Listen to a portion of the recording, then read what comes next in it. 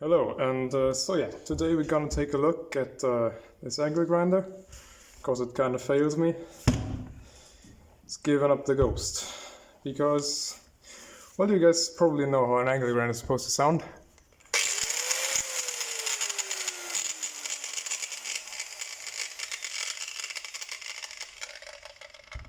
That's not it.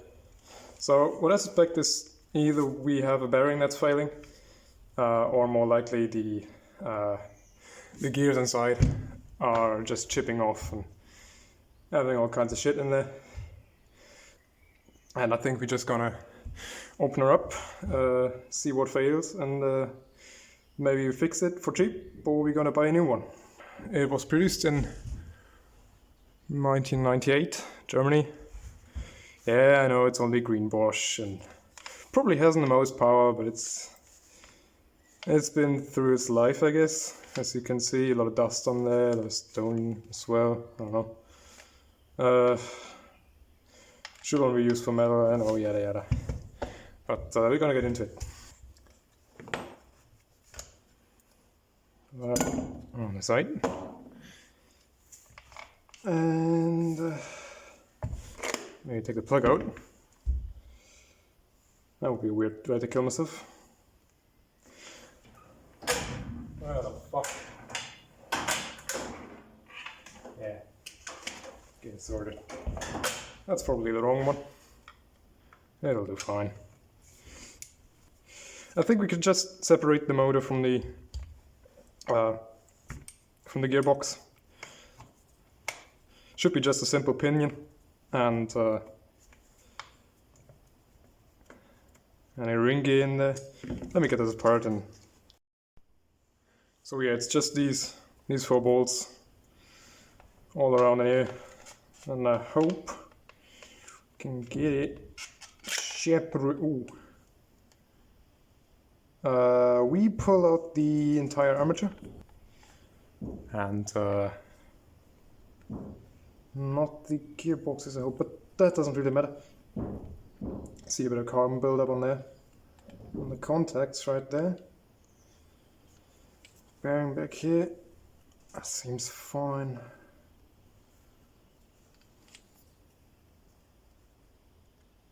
Ooh, that's... yeah. Here are 2 carbon brushes. That's it, back in this housing. Because I spring loaded to the middle, just popped out of the sockets basically as I pull it out. So I gonna have to turn it down anyways now. Get a look at the windings, I guess, and clean a bit of the dust out of there.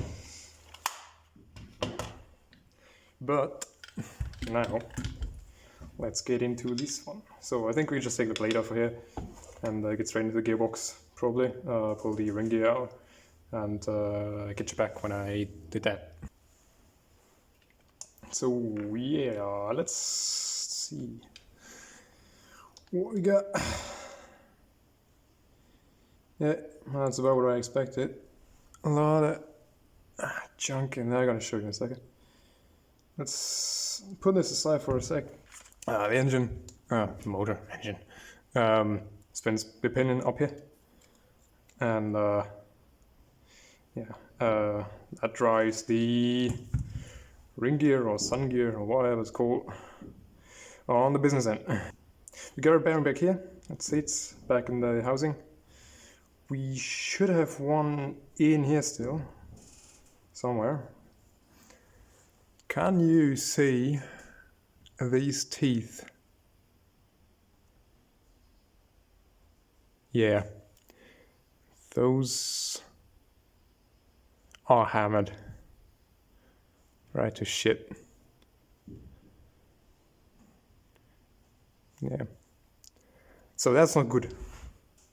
Probably, yeah, the noise, I would blame it on this, probably, not the absence of grease. That probably plays into it a bit, but yeah, mostly the gear screwed.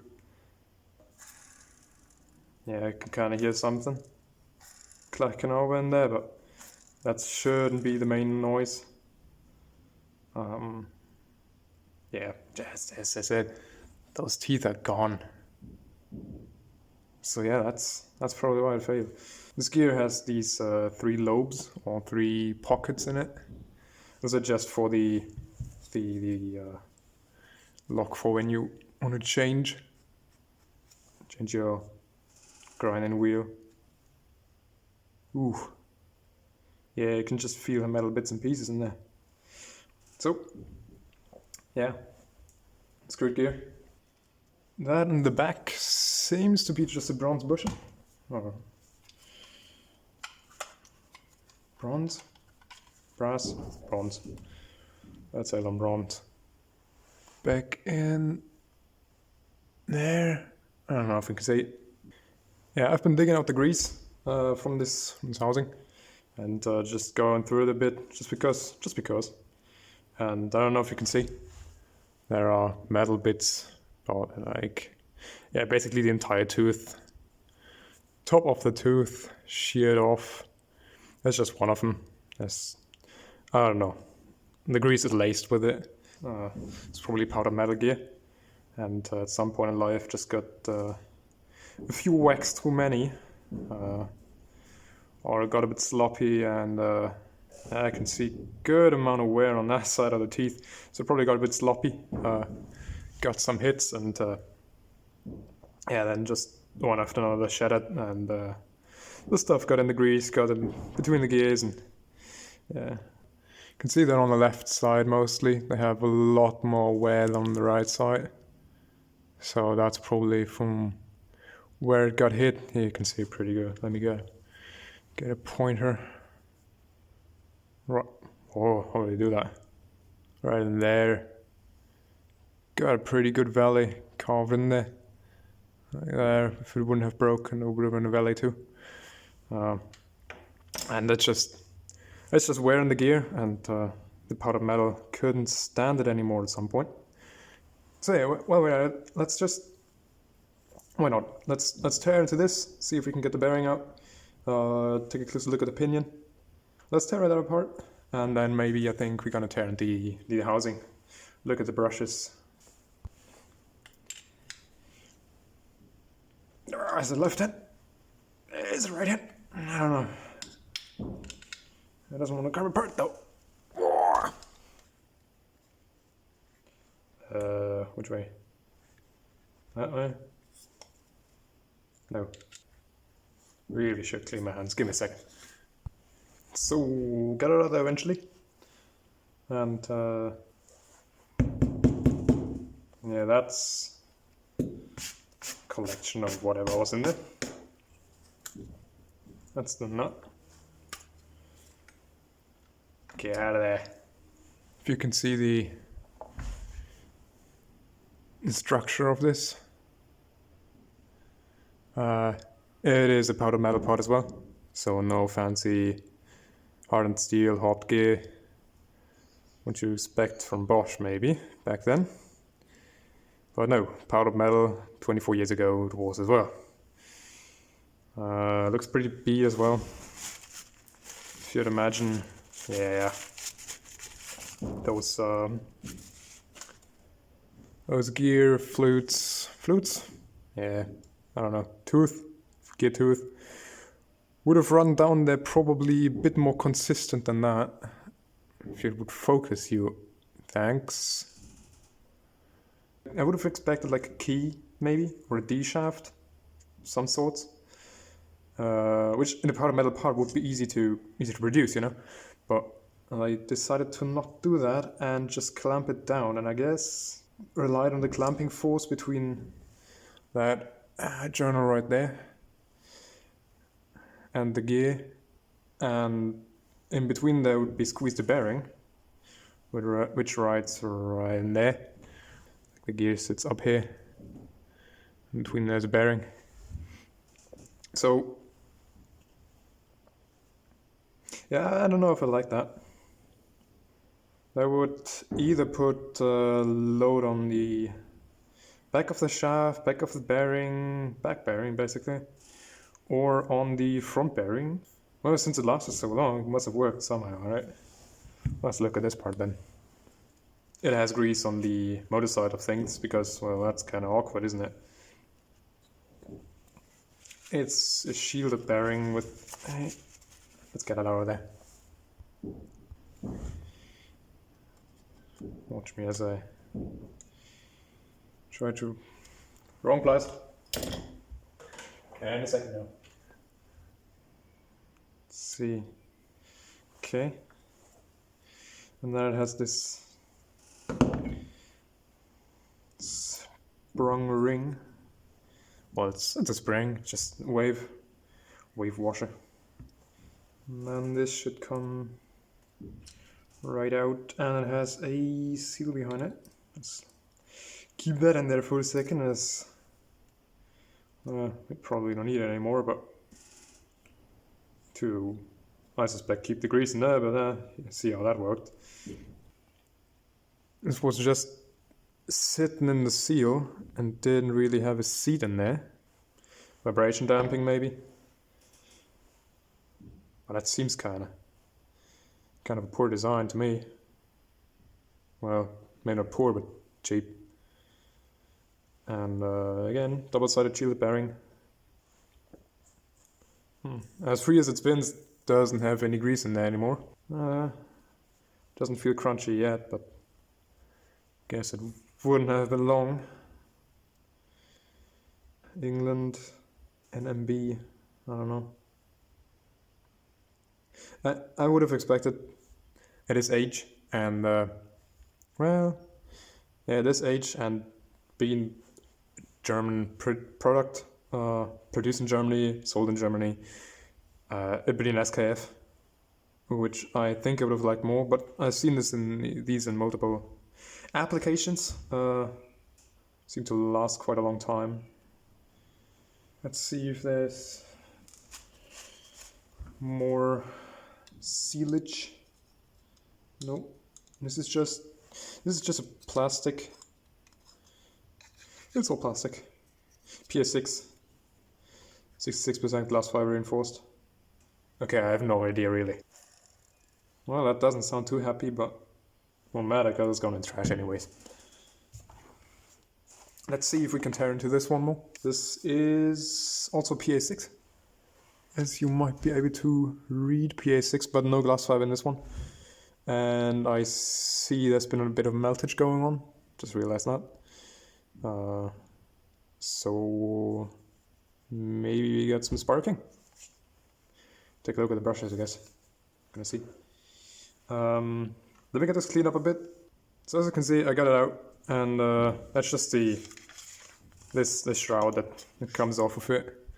Here we have the brush holders, and in there are the brushes. We got 2 leads coming in. Well, I guess it's all plastic. You don't need a ground wire. So it's just neutral and phase. Go in here. Into what is you? Oh, that's the switch back here. You can see as I pull, it's just a linkage in here. As I pull the lever, it compresses the spring back there. Well, it latches into place, but that doesn't really matter. And it just pulls. Well, it just went flying. Never mind. There was a spring in here, and it just pulls the lever and engages the switch in here. So that's the switch. And what looks to be a capacitor.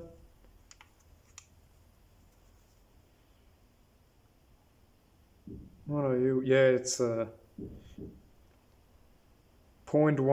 microfarad. Just maybe, if you're interested, the focus. Hope you can see that if you're into that kind of thing. I'm not an electrician. And yeah, it's all connected with either screws, brass terminals, or brass bait connectors. And from the brushes, there are these small little copper wires running back to the windings, and well, from the windings back into back to the switch, I guess. Side as well. Let me get those brushes out. Maybe see if we can get the windings out the other side. pull out here, gotta take the wires off. Take a look at the brushes, which condition they are in. Take a look at the windings. They just sit in here. No. Spring loaded by that little coil spring. And so they're pushed to the middle. Yeah, I don't know if you can make it out. But right on the end is on the right side, it's a bit of a yellow line there. And I think that marks when they should be replaced, so these were at their end pretty much. So yeah, let's put these aside. They were just held in by two little screws each. Went in here. And now disconnected all the wires for screws in here. I disconnected all the wires from the coils, and the shroud already popped off. I don't know, small aside, and should just come out. Yeah, okay. If an engine stalls and you get really high amperage through these wires, you can see at the ends basically that they start to melt the epoxy or lacquer or whatever they're in, and they turn brown and can even crack their potting and get a short. And yeah, that's how you start a fire, I guess. The end of the coils are crimped spade connectors. That's pretty solid. Overall, a good plastic housing. Everything's quite sturdy. Can't move anything around. It's all packed very tightly. Doesn't matter. 650 watts. Yeah, 230 volts. 11,000 RPM. No meltage anywhere. And yeah, I had multiple Bosch devices already. And the first thing that fails is the cable. These strain relievers, they're mostly junk. They either twisted too much back here, as you can see, or back here because this thing is PVC. You focus, thanks. This thing's PVC and it's just too hard, and it just bends the thing as well. And you get a broken cable up in here. What you're gonna do is just cut it back about 10-15 centimeters, and you're fine again for a few years. One more thing we can look into, switch, is where the arm here enters the switch and pushes down. So that's just an on-off. That just slides under there and clips in place. There's a gap down in there. And I'd imagine by the amount of dust that was in here, I already blew off most of it, that some of that managed to get inside, which... Oh, that's a marking. Which wouldn't be great for it. But again, I just think there's no potentiometer and there shouldn't be any brainworks in here. In this day and age of a tool. Should really matter, that bit of dust. It's a made in Germany switch, whatever you want to make of that. Focus. Maybe you can make it out. Again, switch doesn't really get hurt by anything, I think. Mostly it's the cable. Switch linkage. What kind of gorilla gets that torn apart over this much of travel with, well, positive stock to the front? And another thing, there is, as I said, a bushing back in here that this shaft fits into, if I get it in here. It's yeah, I can feel no movement. That's not really a failure point in there. So yeah, just to wrap it up, I think we found what it died for. This gear failed. What was the soft? I elaborated my thoughts before. Rest of it doesn't seem too bad. Construction with this bearing a bit wonky maybe. I don't know. Maybe you tell me your opinions about it. Maybe you've taken some stuff like this apart and found something similar or different. And I hope you found something interesting in that, and maybe even something helpful. Again, this is a Bosch PWS620 from 1998, which his gears have died. Well, I think I'm just gonna throw it in the trash. It's lived its life. So yeah, thanks for watching, and maybe catch you on the next one.